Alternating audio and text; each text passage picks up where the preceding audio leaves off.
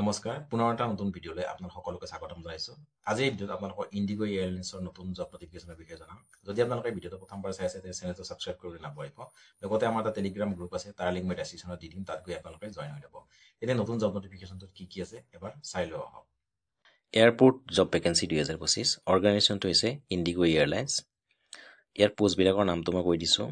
Cabin crew, finance consultant, executive finance revenue officer, executive customer service, ramp security customer service officer, loading time ramp to load officer, ground staff, senior executive, flight dispatcher, assistant technical officer, consultant.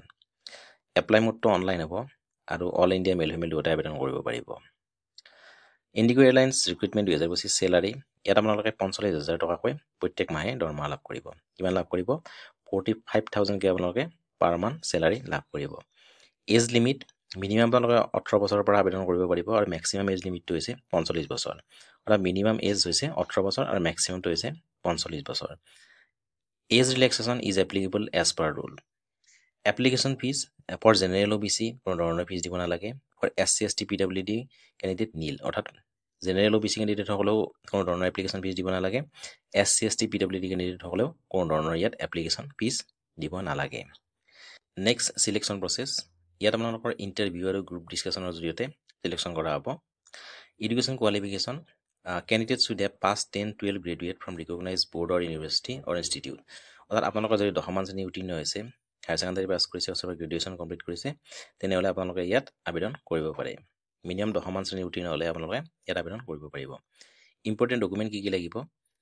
Resume CV লাগিব, passport size photograph লাগিব, signature লাগিব, আধাৰ card লাগিব, education certificate লাগিব, caste certificate লাগিব আৰু as proof. কি কি document লাগিব? ৰিজিউম লাগিব, CV, পাছপৰ্ট চাইজ ফটোগ্ৰাফ লাগিব, ছিগনেচাৰ লাগিব, আধাৰ কাৰ্ড লাগিব, এডুকেশ্যন চাৰ্টিফিকেট লাগিব, কাষ্ট চাৰ্টিফিকেট আৰু এজ প্ৰুফ। এডুকেশ্যন কোৱালিফিকেশ্যনটো মই পুনৰ কৈ দিছোঁ।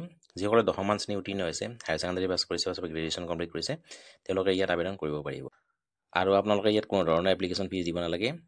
আৰু এজ লিমিটটো হৈছে মেক্সিমাম 18 বছৰৰ পৰা 45 বছৰলৈকে আপোনালোকে আবেদন কৰিব পাৰিব। মিনিমাম 18 বছৰ আৰু মেক্সিমাম 45 বছৰ।